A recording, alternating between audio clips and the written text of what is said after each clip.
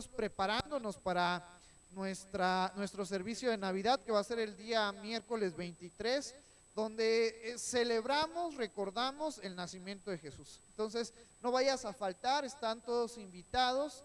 Este próximo martes vamos a estar celebrando y recordando el nacimiento de nuestro Señor Jesucristo, la importancia de que Jesús haya venido al mundo, haya estado en esa condición de hombre como tú y como yo, para poder venir a traer rescate por nosotros. Va a haber un drama, espero que los niños ya estén preparados, filosos para el drama que vamos a tener el día martes, y pues una manera de poder agradecer el esfuerzo de los papás, de mami que trae a los niños, y desde luego a los niños que ensayan, que se aprenden ciertos párrafos, ciertas palabras. Pues vamos a darles un obsequio a todos nuestros niños. Entonces están todos invitados, y si tienes algún familiar que tenga niños, pues puedes traerlo. También es una oportunidad de poder mostrar el amor de Cristo, de poder amarnos unos a otros y de poder compartirle el evangelio. Y de eso se trata este versículo. Conforme al contexto del profeta Isaías, el pueblo de Israel ya se había dividido. Esa gran nación formada por 12 tribus se había dividido, 10 tribus y 2 tribus. La tribu de Judá y de Benjamín formaron lo que después les conocíamos como los judíos. Y las otras 10 tribus pues siguieron conformando el reino de Israel, hasta que ambas naciones caen en cautiverio por los asirios, y empieza la esclavitud en la nación de Israel. Esta gran nación que por mucho tiempo gobernaba sobre otras naciones por causa de la desobediencia, por causa del pecado, por causa de olvidarse de su origen, de olvidarse de Dios, son derrotados, vencidos, y empiezan a ser esclavos. Y hay un mensaje para el pueblo de Israel, hay un mensaje para este pueblo que Dios escogió, y es cuando llega esta profecía que se cumplió, pero que todavía falta una parte por cumplirse. Y es bien interesante porque esta profecía abarca dos aspectos: nuestra vida espiritual y nuestra vida física.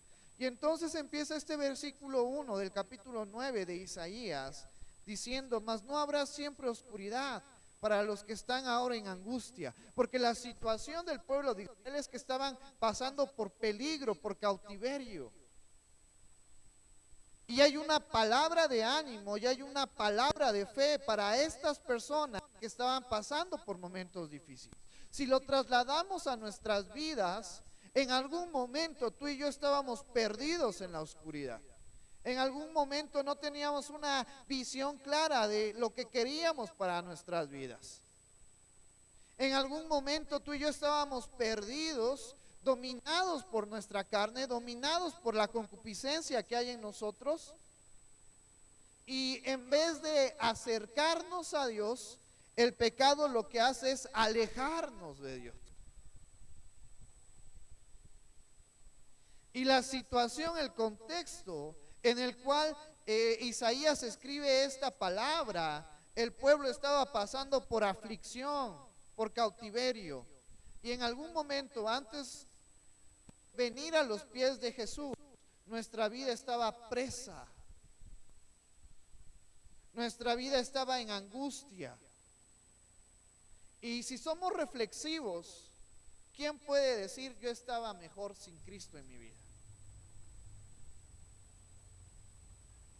Es cierto, cuando el conocimiento de la palabra de Dios no estaba, cuando la mente de Cristo no estaba en nosotros, teníamos libertad para hacer muchas cosas.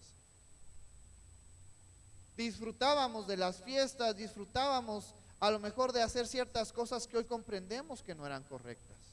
Cosas que aparentemente traían felicidad, pero traían conflictos con mi esposa, con mi esposo, con mis hijos, con mis familiares. Y cuando la luz de Cristo viene a nuestro ser, cuando la mente de Cristo viene a nuestro corazón, a nuestro cuerpo, a nuestro entendimiento, entendemos el por qué tú y yo hemos sido llamados, y estoy seguro que nuestras vidas han cambiado. ¿Cuántos podemos decir, ahora con Cristo mi vida ha cambiado? Ahora con Cristo yo tengo una verdadera vida.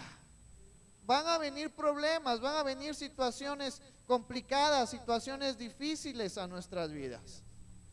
Pero ahora estamos seguros de que Él ve por nosotros, de que Jesús pelea por nosotros, de que Él nos va a dar la respuesta a nuestra aflicción. Porque este es el mensaje que Isaías le decía al pueblo de Israel. Están pasando por un momento de cautiverio, están pasando por un momento de necesidad, pero no siempre va a ser así. Ahora ustedes que están en oscuridad, que están pasando por angustias, que están pasando por aflicciones. Menciona a continuación este versículo 1, tal como la aflicción que le vino en el tiempo que livianamente tocaron la primera vez la tierra de Zabulón y la tierra de Neftalí. Hablando en el Antiguo Testamento, en Éxodo, cuando el pueblo de Israel sale de la opresión de Egipto y tienen que repartir la tierra que Dios le había dado por promesa a este pueblo. Y entonces cada tribu tenía una zona específica para poder asentarse, pero para poder asentarse tenían que derrotar a sus adversarios. Y no iba a ser fácil, y no iba a ser algo que no fuese complicado. Pero al final el pueblo de Israel se asentó en la tierra prometida. Y Isaías les está recordando, acuérdense de aquella vez, cuando conquistaron la tierra prometida. Sí hubo tribulación, hubo conflicto, hubo pelea, pero ustedes ganaron. Ahora en este momento de aflicción, no se preocupen, porque una vez más, la gloria de Dios van a poder ustedes verla. Por eso nos dice al terminar este versículo 1, pues al fin llenará de gloria el camino del mar, de aquel lado del Jordán, en Galilea de los gentiles. Y esta promesa, esta profecía, ¿cuándo creen que se cumplió? Pasaron los años, Jesús vino, y cuando Jesús va y pasa y comparte su mensaje en Galilea y sus alrededores, esa profecía se cumplió. Porque esa profecía era para un tiempo específico, para esas personas que estaban pasando por necesidades, que estaban en aflicción, que estaban en oscuridad. Al escuchar al maestro, al escuchar al rabí, pudieron comprender la razón de su existencia. Luego nos dice el versículo 2, y el pueblo que andaba en tinieblas vio gran luz. Los que moraban en tierra de sombra de muerte, luz les resplandeció sobre ellos. Y esa profecía se cumple cuando Jesús llevaba el mensaje de salvación en aquel tiempo. Y esa profecía también se cumple en nosotros, cuando el mensaje de salvación vino a nuestras vidas.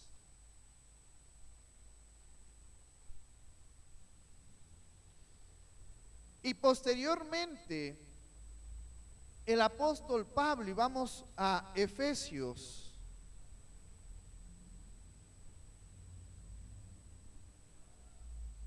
nos dice en el capítulo 2, hablándonos a nosotros,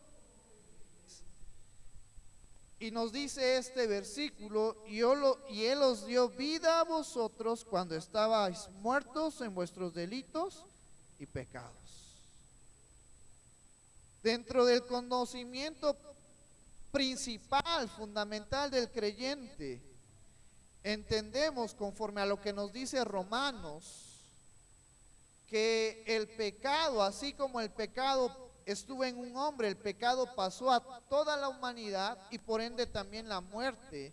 Y esa palabra, ese concepto que se nos habla en Romanos, nos está hablando acerca de que la humanidad, por consecuencia de la desobediencia de Adán y Eva, perdió la conexión con Dios. Y eso nos habla de que si no tenemos conexión con Dios, si lo vemos de una manera simbólica, si Dios representa la luz y nosotros perdimos la conexión con Dios, perdimos la luz, ¿cómo podemos cómo podemos llegar a Él si ya no podemos ver? Si ahora a nuestro alrededor hay oscuridad.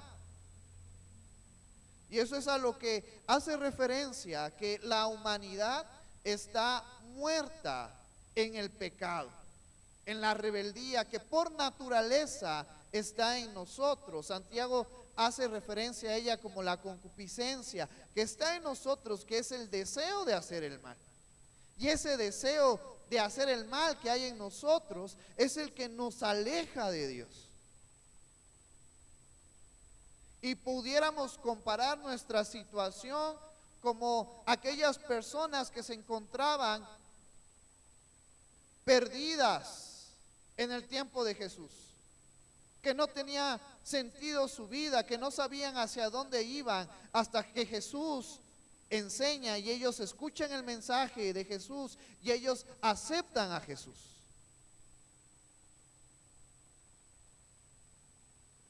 Muchos podríamos decir que antes de Jesús teníamos un buen trabajo, teníamos salud, teníamos muchas cosas. Pero lo que este mundo nos ofrece son cosas temporales, que algún día se van a acabar. Si hay algo que el hombre no puede controlar, y por más que intente nunca lo van a lograr,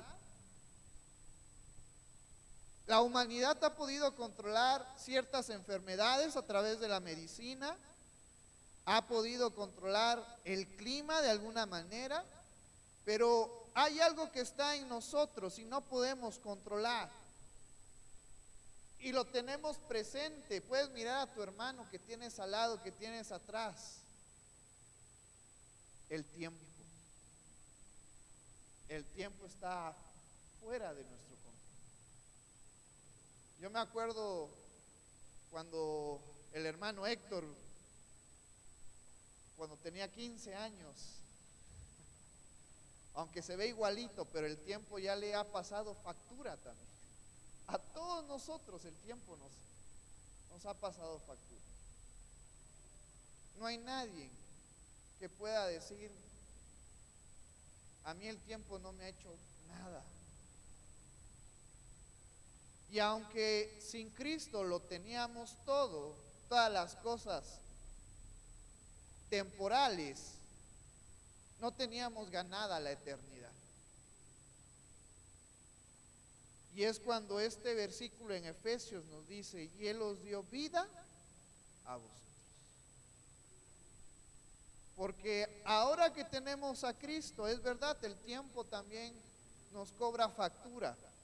Pero este cuerpo que tenemos es un cuerpo temporal. Este cuerpo que va envejeciéndose conforme pasan los días, conforme pasan las semanas, los meses, los años, se va a quedar aquí en esta tierra, pero nuestra alma y nuestro espíritu están conectados con Dios por medio de Jesús, y es por eso que tú y yo tenemos la vida eterna.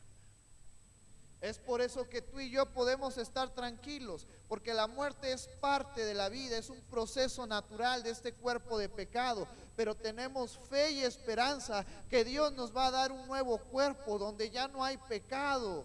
Y si ya no hay pecado, ya no hay muerte. Y si ya no hay muerte y ya no hay pecado, ya no hay corrupción en nuestro cuerpo. Y si ya no hay corrupción en nuestro cuerpo, entonces podemos estar con Jesús para siempre. Esa es nuestra esperanza. Esa es el mejor regalo que Dios nos ha dado a través de Jesús, el que tenemos una vez más una conexión con Dios. Pero esta conexión no fuese posible si no fuere por Jesucristo que está ahora en nuestras vidas. vidas. Y eso es lo que representa, lo que significa, lo que recordamos cuando tú y yo celebramos la Navidad, el nacimiento de nuestro Salvador. Y si volvemos a Isaías,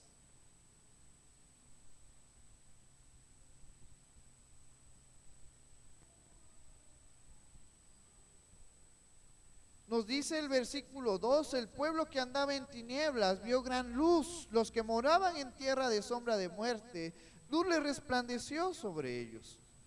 Versículo 3, multiplicaste la gente y aumentaste la alegría. Se alegrarán delante de ti como se alegran en la siega, como se gozan cuando reparten despojos. Dos conceptos interesantes. Cuando el agricultor siembra, ¿qué espera recibir el agricultor? La cosecha, el fruto. Porque en ese fruto, en esa cosecha, está su descanso, está su alegría, en medio de todo el esfuerzo y todo el sacrificio y toda la dedicación y todo el tiempo que invirtió en esta siembra. Y nos pone un ejemplo Isaías y nos dice, se alegrará delante de ti como se alegra en la siega, en la cosecha, cuando es tiempo de poder recoger el fruto.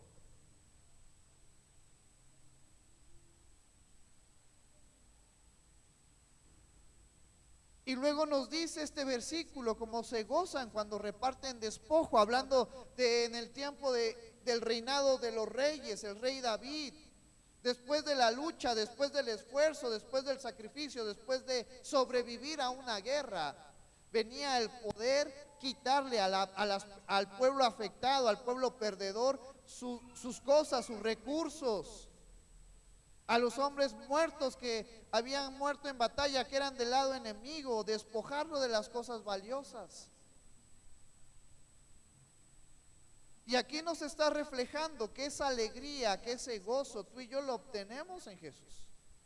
Porque comprendemos que nuestra naturaleza nos lleva a alejarnos de Dios y a perecer en el olvido y a perecer lejos de Dios.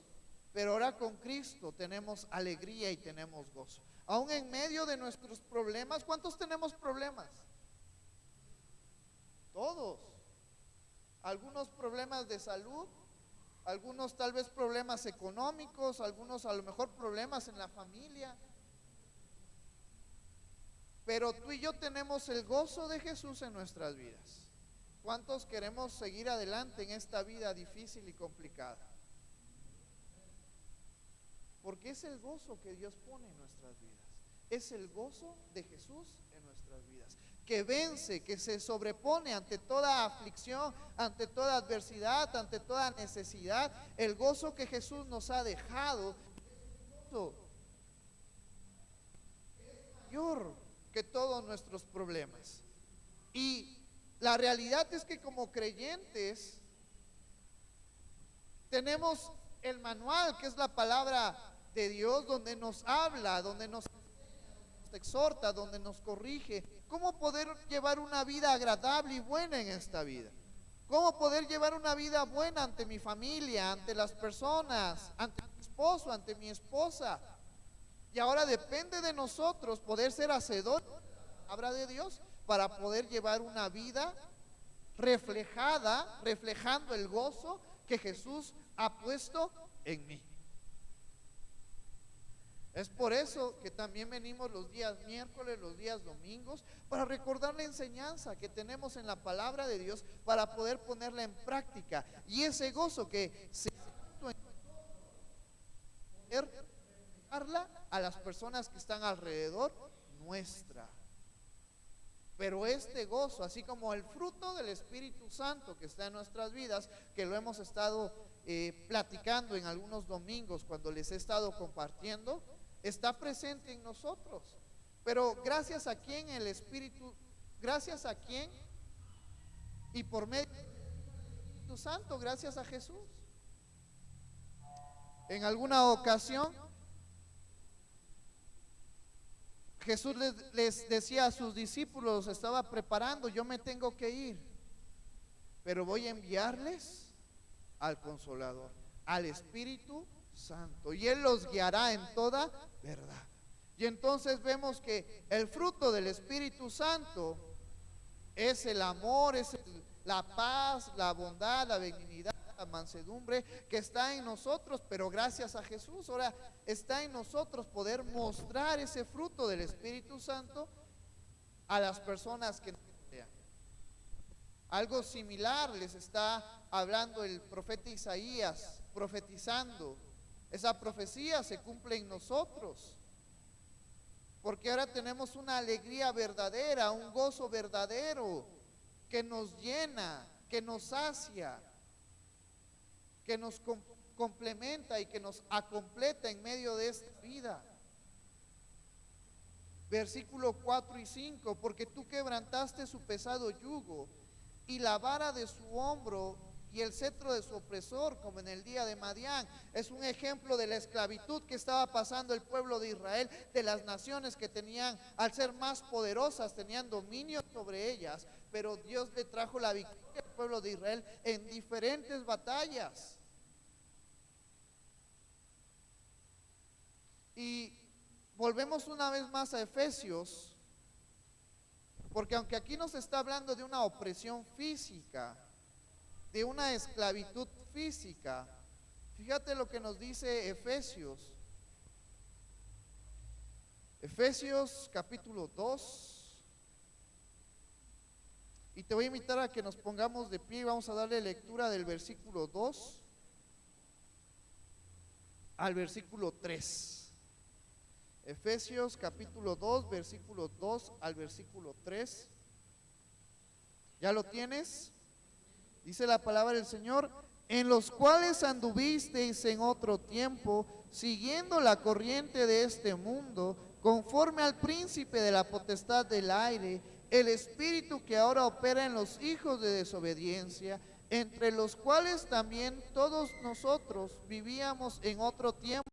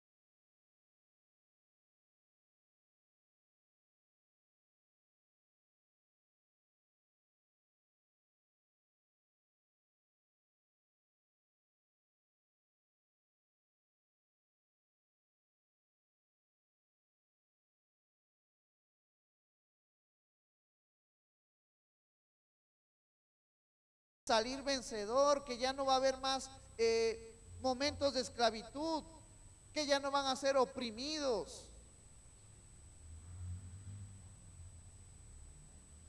Y el secreto de su redención está en este versículo 6, porque iba a venir un Salvador. Porque un niño nos es nacido, hijo nos es dado, y el principado sobre su hombro, y se llamará su nombre admirable, consejero, Dios fuerte, Padre eterno, príncipe de paz. Estoy seguro que sabemos de quién se nos está hablando. Esta profecía nos estaba describiendo a nuestro Señor y Salvador, nuestro Señor Jesucristo. Vino y trajo libertad. Y al principio el pueblo de Israel, pasan los años dentro de la historia de Isaías hacia la venida de nuestro Señor Jesucristo. Y el pueblo quería un rey que liberara de en medio de la esclavitud, de la opresión, ya no de los asirios, ya no de los sirios, ahora del imperio romano. Y cuando Jesucristo se movía por medio de las aldeas, enseñando, dándoles la enseñanza y compartiendo parte del Antiguo Testamento y trayendo ese cambio a la vida de las personas, muchos creyeron, Él es nuestro Salvador, Él de una manera abrupta nos va a traer libertad del imperio romano. Y lo interesante de este versículo es que nos describe cómo Jesús puede ayudarnos en medio de esta vida. Y que Él trajo libertad, pero antes de una libertad física, que es lo que estamos esperando en su segunda venida, Él vino primero a traer una libertad espiritual, que es lo más importante. Porque ¿de qué le servía al pueblo de Israel que Jesús trayera esa libertad en medio del pueblo romano, si al pasando el tiempo los pueblos y las personas judías iban a morir y su vida espiritual estuviera sujeta al pecado? Jesús vino primero a darnos esa libertad espiritual que necesitamos para poder disfrutar de la libertad física que Él nos ofrece.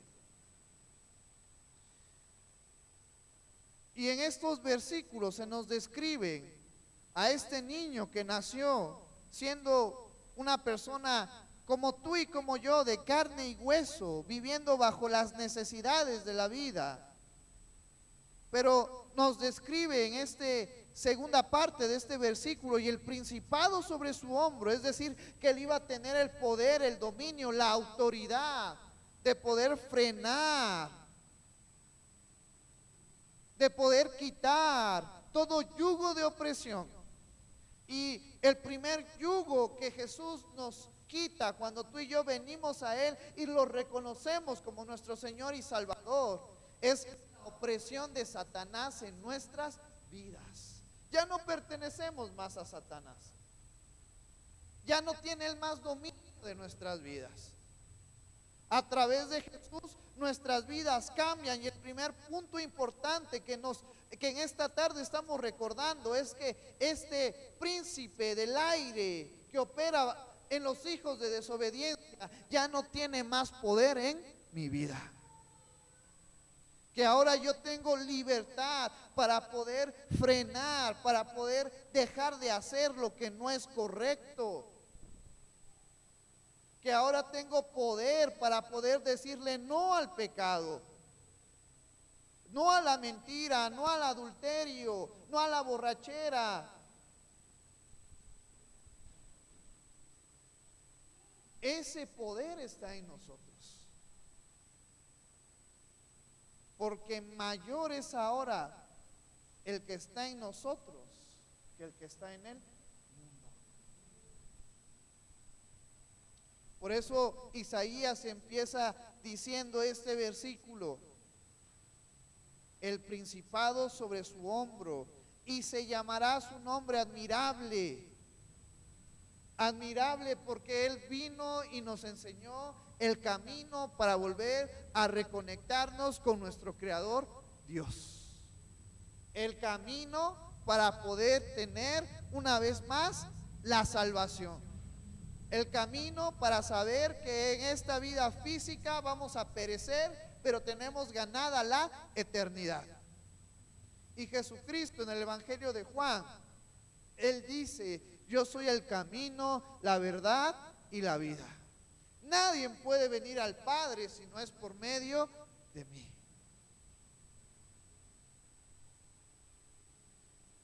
Por eso parte de la descripción que Isaías le da a Jesús, admirable, porque Él nos lleva a volver a conectarnos con Dios.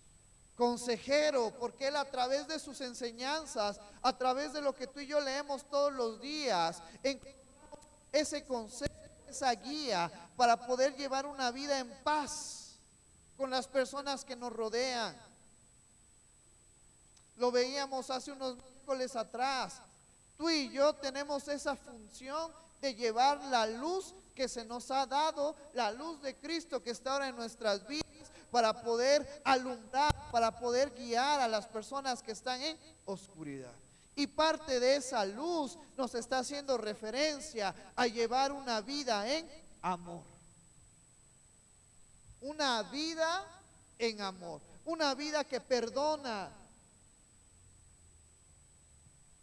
Una vida que no busca confrontar, que no busca pelear, que no busca resentimiento, sino una vida que se nos llama a perdonar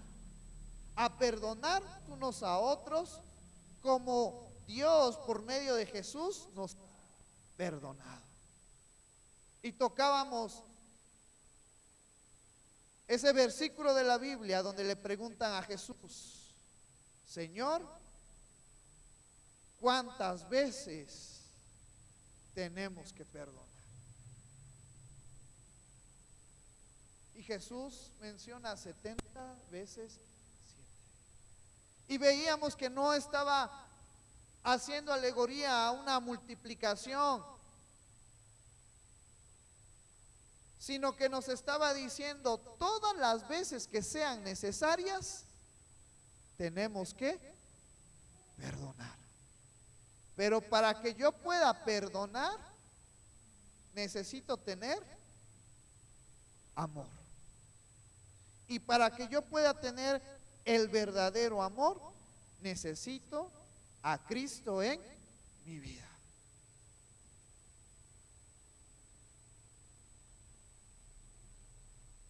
Entonces podemos ver de una manera impresionante cómo Jesús sigue obrando en nuestras vidas, siendo admirable en nuestras vidas, siendo nuestro mejor consejero. Porque las personas pueden darte muchos consejos. Pueden decirte: a mí me pasó esto y hice esto. Tú puedes estar a lo mejor peleado con tu esposa, con tu esposo, y vas y le preguntas a tu amiga, a tu amigo, y te va a decir: no, pues hazle, si ella te dañó, tú dáñala. Pero el mejor consejo que tú y yo podemos encontrar nos lo da Cristo, nos lo da Jesús. Y es para el beneficio no solamente personalmente mío, sino para el beneficio mutuo. Porque tú y yo tenemos que amarnos unos a otros.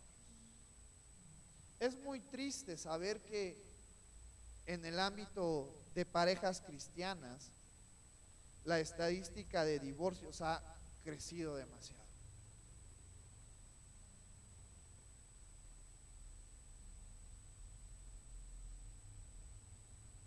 Y parte de el consejo que tú y yo encontramos en la palabra de Dios es luchar por nuestro matrimonio.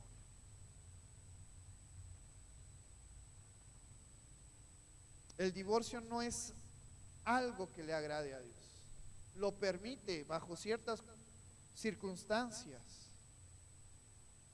Pero cada que un creyente o cada que una pareja creyente se divorcia,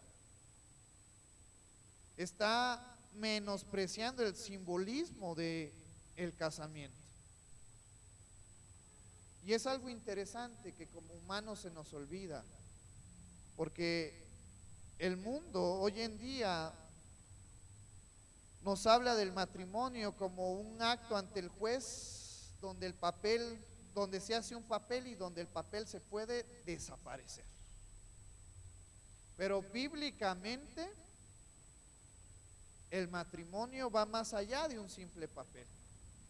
El matrimonio es un compromiso, es un pacto, no ante un hombre, no ante quién, ante Dios. Y te puedo hablar de otros muchos casos, no solamente del matrimonio, pero a lo que yo quiero llegar es que cada uno de nosotros sabemos lo que tenemos que hacer porque tenemos el entendimiento para poder comprender la palabra de Dios, para comprender el mensaje de Jesús, para comprender los consejos, la directriz que Cristo nos ha dejado, y tú y yo tenemos que esforzarnos en hacerlo. Y cuando lo hagamos, tenlo por seguro que vamos a llevar una vida buena, una vida próspera, una vida bien, donde no nos va a faltar nada, porque ¿quién va a estar supliendo nuestras necesidades? Dios, por medio de todo el entorno en el que nos movemos, por medio del trabajo, por medio de la iglesia, por medio de la familia. Pero si tú quieres llevar una vida buena en esta tierra, sigue los consejos que Jesús nos ha dejado. No por nada el profeta Isaías describe a este niño, a Jesús, a nuestro Salvador, como un consejero. Luego, después de decir admirable, consejero, nos dice Dios fuerte. Porque aún en medio de nuestra adversidad, tú y yo somos personas con humanidad, frágiles, débiles, que algún día nos vamos a caer, pero hemos puesto nuestra fe y nuestra confianza en aquel que no va a caer. Tú y yo podemos alejarnos de Dios. Tú y yo en algún momento podemos soltar a Dios, pero Dios no lo va a hacer de nosotros. Dios va a estar siempre con nosotros. Cristo va a estar siempre con nosotros. Y el mejor ejemplo para entender que Él nunca nos va a soltar es recordando que el Espíritu Santo está ¿en dónde? En nuestras vidas. Recordando que tú y yo somos casa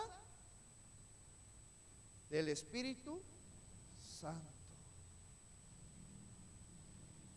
Y luego Pablo hace mención que tener al Espíritu Santo en nuestras vidas es nuestra garantía de salvación.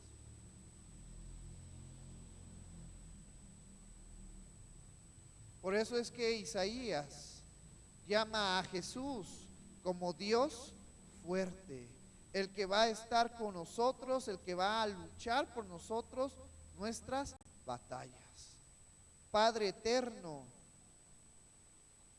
porque veíamos que Jesús estaba desde el principio de la creación, las cosas fueron hechas en Él, para Él y por Él, y con Él vamos a estar por toda la eternidad. Un lugar donde no hay final, donde tú y yo vamos a estar gozosos, vamos a estar alegres.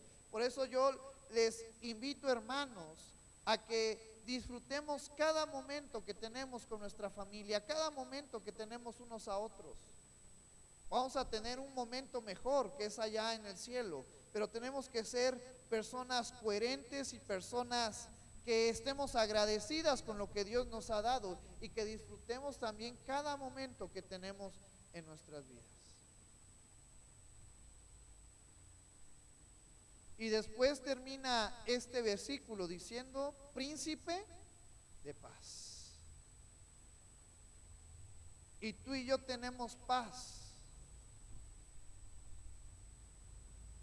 Porque cuando nos está hablando de paz, nos está hablando de una manera directa de la relación que hay entre el hombre y Dios.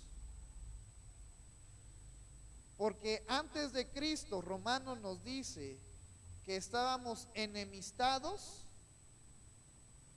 con Dios. Y éramos enemigos de Dios, nos dice Romanos. Pero que gracias a Cristo hemos sido conciliados. Y esa es la paz que se nos está hablando.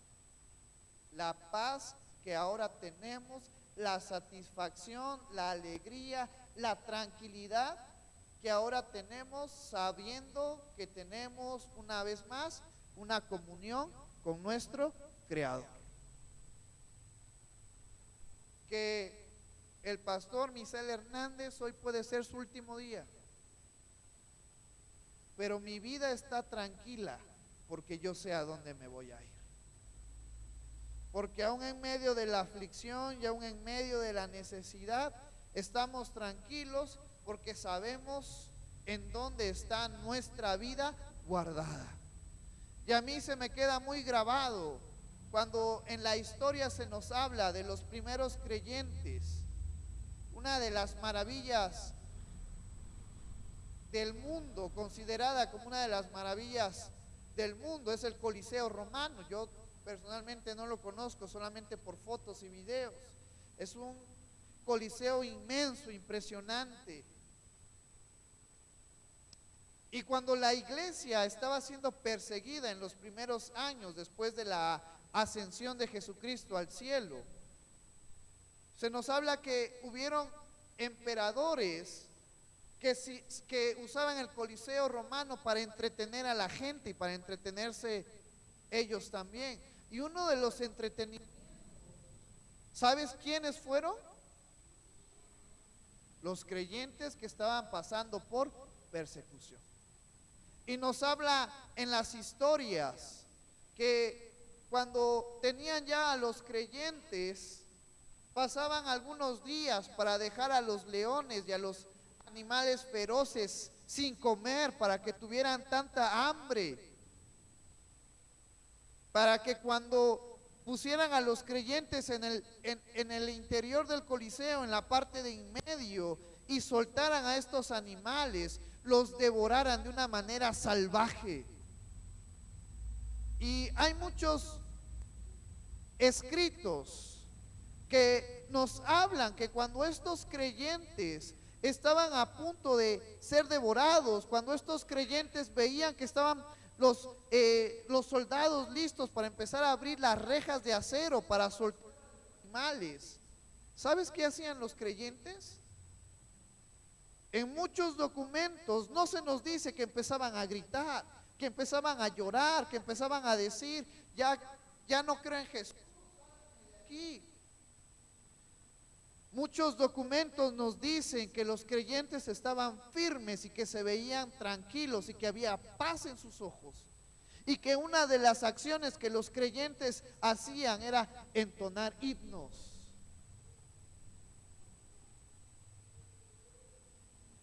Y esto me recuerda a la paz que tú y yo tenemos, porque podemos estar pasando por aflicciones. La muerte puede estar cerca de nosotros,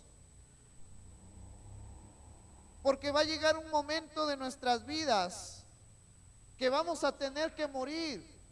Pero yo estoy convencido que cuando ese momento llegue a mi vida, yo voy a estar en paz. Porque aquellos creyentes en el humano, siendo devorados, pero comprendiendo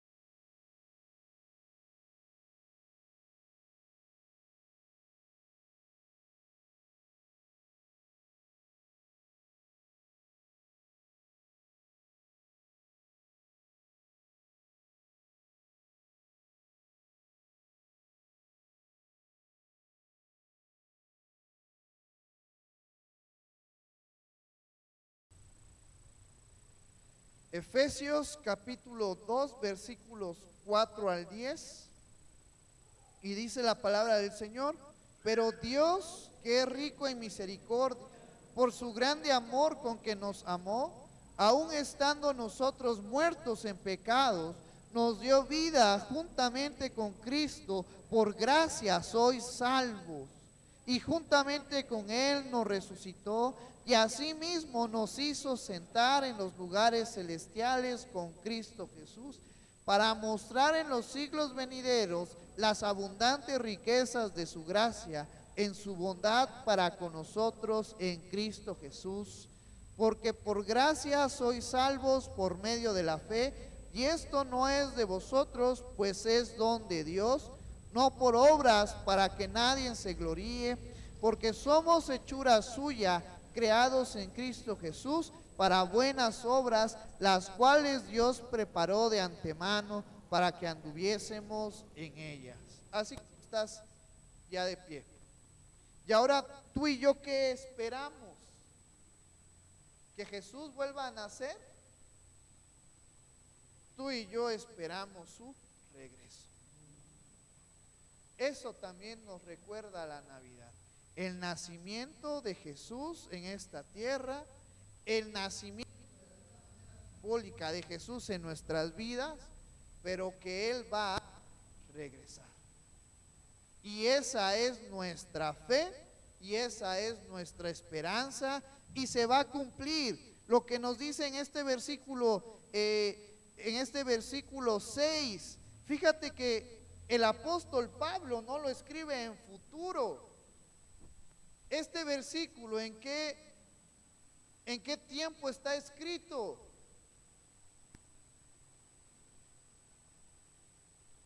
Y juntamente con Él nos resucitó, y asimismo nos hizo sentar en lugares celestiales con Cristo Jesús. Está escrito en pasado, porque el apóstol Pablo tenía la seguridad de que eso va a suceder. Y el apóstol Pablo lo tomó como si ya hubiera sucedido, porque él sabía que lo va a hacer. Y nosotros, créeme hermano, que esto se va a cumplir con la venida de nuestro Señor Jesucristo, y tenemos esa confianza de decirlo en pasado, como lo dijo el apóstol Pablo, porque va a suceder, porque es una realidad que va a suceder en nuestras vidas. Pero mientras ese momento no llega, tú y yo tenemos que enfocarnos en seguir teniendo fe y esperanza, pero en lo que nos dice el versículo 10, porque somos hechura suya, creados en Cristo Jesús para buenas obras, las cuales Dios preparó de antemano para que anduviésemos en ella. Yo en esta hermosa tarde, en este tiempo, en esta temporada de Navidad que simboliza y nos recuerda el nacimiento de Jesús y lo que Jesús ha hecho en nuestras vidas, yo te invito a que de una manera pronta, de una manera con convicción, de una manera con responsabilidad, de una manera propia, recordemos que tenemos que llevar en alto a nuestro Señor Jesucristo. Y una manera de hacerlo es con estas buenas obras, viviendo las enseñanzas y el consejo que nuestro Señor Jesús nos ha dejado. Y no debe de ser solamente en esta fecha, debe de ser todos los días que Dios nos dé la oportunidad de vivir. Entonces, hermanos, tomemos ánimo, tomemos esfuerzo, alegrémonos, gocémonos, y de una manera intencional vivamos la vida que se nos manda a vivir. Esforcémonos por llevar una vida en armonía, llevando el amor y la paz que tenemos en Cristo Jesús. No es tarea sencilla, pero no es algo imposible, porque cada uno de nosotros tenemos ahora el conocimiento de lo que tenemos que hacer. Entonces, en esta hermosa tarde, pidámosle a Jesús Pidámosle a Dios que nos dé la fuerza, el ánimo para poder terminar, para poder cerrar este año de una manera buena y empezar el próximo año de una manera buena, llevando en alto el nombre de nuestro Señor Jesucristo. Si hay que perdonarnos, perdonémonos. Si hay que amarnos, sigamos amándonos. Si hay que dejar de hacer ciertas cosas, dejemos de hacerlas. Si hay que enfocarnos en buscar más a Dios, hagámoslo. Todo está a nuestro alcance, gracias a ¿quién? A Jesús. Nuestro Señor admirable, nuestro consejero, nuestro príncipe de paz, nuestro Dios fuerte. Tú y yo podemos seguir viviendo y cambiando nuestras vidas para un bien mejor colectivamente. Vamos a orar en esta hermosa tarde. Gracias, Señor, por tu amor. Gracias, Padre, por tu misericordia. Gracias porque tú eres bueno. Gracias porque en ti está nuestra fe, nuestro consuelo y nuestro descanso, Señor. Gracias por esta palabra que nos anima, que nos recuerda que tenemos que seguir adelante llevando en alto el nombre de nuestro Señor Jesucristo. Señor, yo te pido que tú sigas obrando en nuestras vidas, sigas obrando en nuestra mente, sigas preparando nuestro ser para poder hacer buenas obras, para seguir recordando que estamos esperando la venida gloriosa de nuestro Señor Jesucristo, que nuestra fe y nuestra esperanza está en un Dios vivo, que nuestra fe y nuestra esperanza está en aquel que va a regresar por su iglesia. Mientras tanto, ayúdanos, Padre, a ser hacedores de tu palabra.